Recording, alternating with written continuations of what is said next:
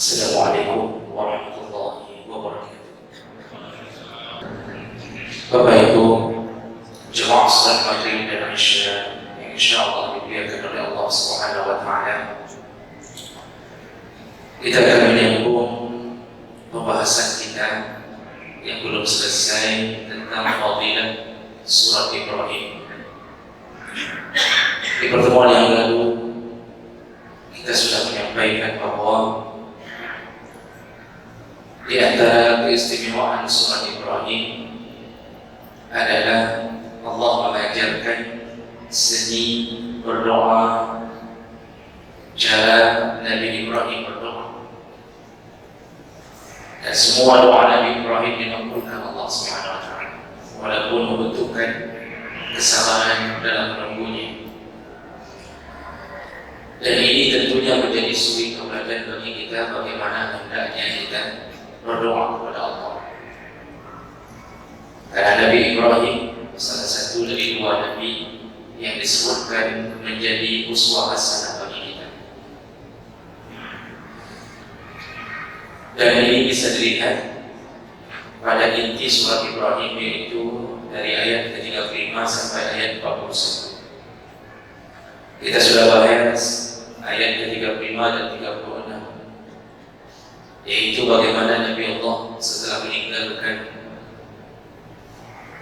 Ismail yang masih bayi bersama ibunya Hajar di area Baitullah, walaupun belum dibangun seperti Ka'bah hari ini, tapi itu sudah menjadi area Baitullah.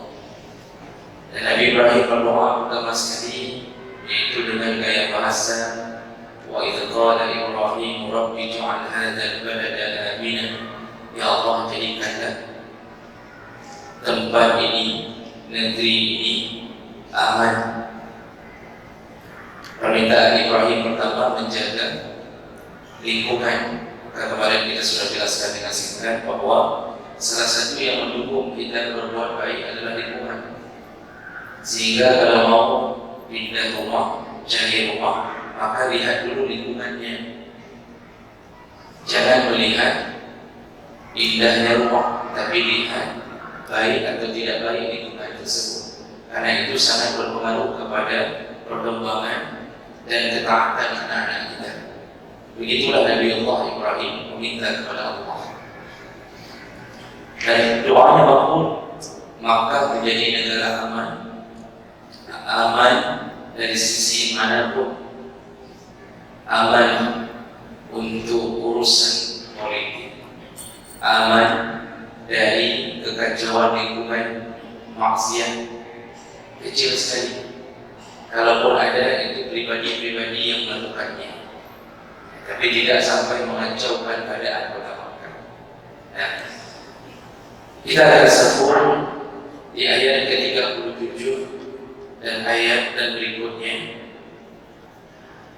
Nah, lalu Nabi Allah Ibrahim ketika sudah menempatkan Ismail di tempat itu, setelah meminta supaya daerah tempat tinggalnya Ismail dan istrinya Hajar itu mohon diamankan oleh Allah, lalu Nabi Ibrahim berdoa kembali. Dan doa ini dilantunkan oleh Nabi Allah Ibrahim setelah menjauh dari Hajar. Kita sudah informasikan berdasarkan tafsir, ketika akan meninggalkan tempat itu, Hajar memegang tangan Nabi Allah Ibrahim suaminya, lalu berkata, kenapa engkau tega meninggalkan kami? Kenapa engkau begitu tega meninggalkan istri dan anakmu di tempat ini yang tidak ada sesuatu pun yang bisa dukung? Nabi Ibrahim diam saja, dalam tafsir sebutkan begitu. Dan sampai akhirnya Hajar bertanya, apakah Allah yang menyuruhmu melakukan ini? Disitulah baru Nabi Allah Ibrahim menjawab, nah, benar, Allah lah yang telah menyuruh. Baru tenang hati Hajar, kalau Allah yang menyuruh, pasti Allah memeliharakan. Ini iman level tinggi.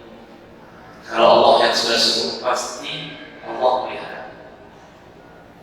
Jadi jangan ragu-ragu dengan perintah Allah. Karena ada orang yang hari ini masih ragu-ragu. Allah suruh sesuatu dia reda, Allah larang sesuatu dia reda. Makanya ada yang dulu berani meninggalkan maksiat karena takut cari rezeki di tempat yang lain. Jadi seakan-akan kalau tidak kerja di situ tidak ada rezeki. Padahal yang tempat dia kerja tempat haram. Seharusnya kita berlaku seperti Siti Hajar. Kalau Allah suruh, Allah larang, lakukan, maka amanlah segala-galanya. Cuma perlu kesabaran. Karena hidup kita bukan seperti Indomie. Begitu selesai dimasukkan ke dalam mangkuk, siram air panas langsung makan. Tidak. Hidup kita butuh kesabaran. Cuma kepada Allah. Nah, setelah Nabi Ibrahim meninggalkan Hajar, lalu setelah tidak nampak lagi Hajar dan anaknya, disitulah Nabi Ibrahim kembali berdoa lagi kepada Allah. Jadi betul-betul beliau ini menyerahkan urusannya hanya kepada Allah Subhanahu Wa Taala. Apa doanya? Nabi Allah Ibrahim berkata dalam ayat 37, Rabbana inni astabtu min zurriyyati biwadin ghairi zi zar'in 'inda baitikal muharram. Ya Allah. Jadi dia menyebut dengan gaya bahasa tanpa memakai kalimat panggil. Jadi langsung Rabbana, tidak menyebutkan ya Rabbana. Juga sudah kita kabarkan, sekedar mengulang kaji bagi yang belum hadir. Ini menunjukkan keakraban Nabi Allah Ibrahim dengan Allah. Jadi tidak panggil lagi Allah dengan memakai bahasa resmi, tapi langsung Rabbana, Rabbi, Rabbana, Rabbi, Rabbana. Begitu saja panggil Ibrahim. Karena Ibrahim adalah Khalilullah, kekasih Allah. Apa yang dia laporkan ke Allah, ini asnantu, aku telah meninggalkan keturunanku biwaladin, di satu lembah ghairi zi zar'in. Jadi langsung Ibrahim melakukan testimoni setelah melihat tempat daerah tempat Baitullah itu. Dia mengadu ke Allah, ya Allah, tempat ini ghairi zi zar'in, tidak bisa ditumbuhi tumbuh-tumbuhan. Bagi kita yang sedang umrah Bapak Ibu, itu sudah lihat area Makkah dan Madinah. Terutama di area Makkah itu lembah-lembahnya berbatu. Jadi bukan bukit yang punya tanah seperti kita yang tumbuh. Itu kita makan biji salak, buang langsung tumbuh sendiri, tidak. Jadi gunungnya gunung berbatu yang tidak mungkin ditumbuhi tumbuh-tumbuhan, dan itu telah dikabarkan oleh Allah dengan mengangkat keterangan dari Nabi Allah Ibrahim. Dari dulu itu model berbatu daerah Makkah. Nanti baru dijelaskan kemudian kenapa bisa ada buah-buahan macam-macam kurban, dijelaskan di doa itu. Setelah dia melaporkan ini, dia mengatakan telah meninggalkan di tempat yang tidak mungkin tumbuh-tumbuhan. Tidak ada tumbuhan yang bisa tumbuh, tidak bisa bercocok tanam di sini. Apa yang dia minta berikutnya? Setelah mengadu ke Allah, seharusnya orang kalau mengadu kepada seseorang, maka akan meminta solusi sesuai dengan yang diadu. Kalau saya melaporkan bahwa masjid, air keran di masjid tidak hidup, saya laporkan ke panitia, maka saya mohon solusinya adalah tolong bereskan keran. Kalau listrik mati kita adu ke PLN, maka solusi yang kita minta adalah tolong segera datang ke rumah menghidupkan listrik. Begitu seharusnya yang diadu, kemudian dicari solusi sesuai dengan pengaduan. Tapi lihatlah Nabi Allah Ibrahim setelah mengadu kepada Allah tentang keadaan keluarganya yang ditinggalkan di daerah yang tidak ada tumbuhan, maka tidak bisa menebak seharusnya. Kalimat berikutnya seharusnya Nabi Ibrahim memohon kepada Allah, ya Allah, tumbuhkan tumbuhan. Itu yang paling logika. Karena pengaduannya tentang masalah tanah yang tidak bisa tumbuh. Maka Nabi Ibrahim bisa minta, ya Allah, turunkan hujan, tumbuhkan tumbuhan. Tapi ternyata tidak begitu permintaan Nabi Allah Ibrahim. Apa yang dia minta?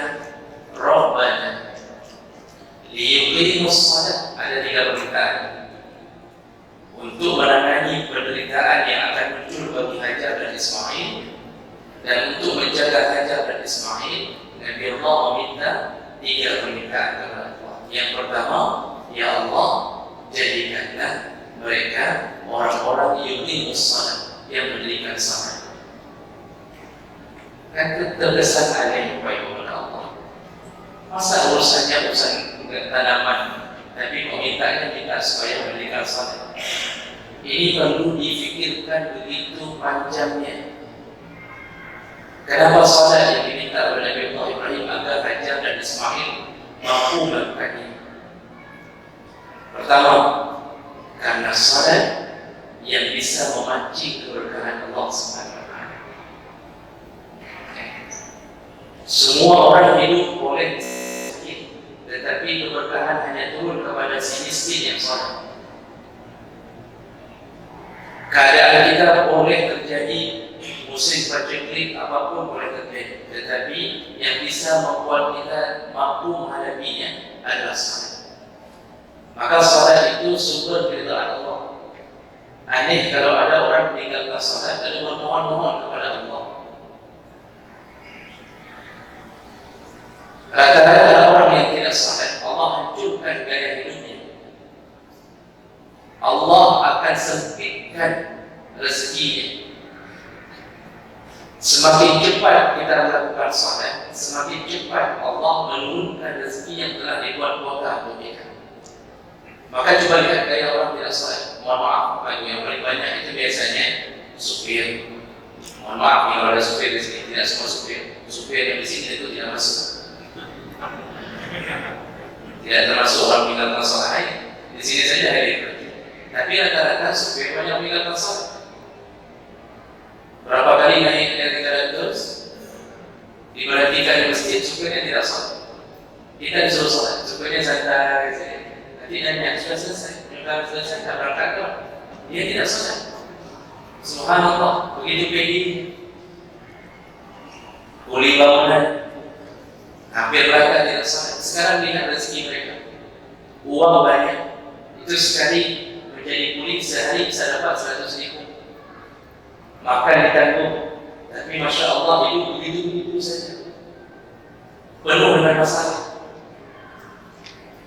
Uang entah ke mana, dapat uang 100.000, 70.000 untuk rokok, apalagi rokok sudah naik selama corona.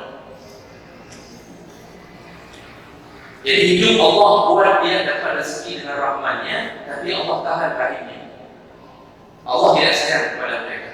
Makanya Nabi Allah Ibrahim memohon, ya Allah, buatlah Ismail dan Hajar tetap mendirikan salat. Yuqimus salat, bahasa Arab ini diambil dengan metode fi'lun mudhari', yuqimu. Jadi maksudnya, ya Allah, mohonlah buat mereka tetap salat selama-lama. Dari sekarang sampai ke depan tetaplah mereka salat. Jadi salat itu memancing keberkahan. Kalau Allah sudah berkahi, Allah sudah ridai, mudah bagi Allah menyelesaikan semua permasalahan. Bapak Ibu, kalau ada kolam ikan atau kolam rawa-rawa, kita takut anak kita tenggelam, maka apa yang bisa kita lakukan? Ini ada kolam di depan rumah, atau ada kolam tetangga yang terbuka. Untuk membuat anak kita tidak tenggelam, apa yang bisa kita lakukan? Pilihannya dua: meminta untuk dipagari kolam tersebut, atau mengajarkan anak kita berenang. Mana pilihan yang lebih utama? Mengajarkan anak kita berenang. Jadi kolam manapun yang dia kebetulan masuk, dia tetap bisa selamat. Tak mungkin kita keterusan semua kolam di komplek kita mau dipagari. Kadang-kadang buatlah dia yang beli tanah, yang buat kolam. Apakah semua kita baru sewa di rumah itu? Masa kita kalau bapak-bapak kolamnya dipagari, anak saya masih kecil? Tidak mungkin begitu. Satu-satunya solusi paling efektif adalah mengajarkan berenang. Begitulah ibaratnya. Orang yang diajarkan salat, anak-anak diajarkan salat sama dengan mengajarkan berenang. Dimanapun ditempatkan penuh dengan maksiat, mau kuliah di Jogja, Surabaya, Medan, atau di mana saja yang mungkin Masya Allah maksiat luar biasa, tapi dia sudah kita ajarkan cara benar, begitulah dia bisa menyelamatkan diri dimanapun dia berada. Tapi kalau kita mengirimkan uang ke dia, hidup sana aman ya, ini uang makan, ini uang SPP, ini uang ini, hati-hati jangan masuk kepada orang, tapi tidak ada salatnya dan tetap jatuh maksiat. Dan kesalahan orang-orang yang banyak hari ini mengajarkan salat tidak mengikuti sunnah Nabi SAW. Seharusnya salat itu diajarkan di umur anak 7 tahun, bukan di waktu balik. Dan insya Allah keluarga yang mengamalkan sunnah ini dari 7 tahun sudah sibuk dengan perjalanan. Allah pelihara dia, Allah pelihara anaknya, dan insya Allah anaknya paling kurang terbebas dari maksiat besar. Makanya Nabi Ibrahim memohon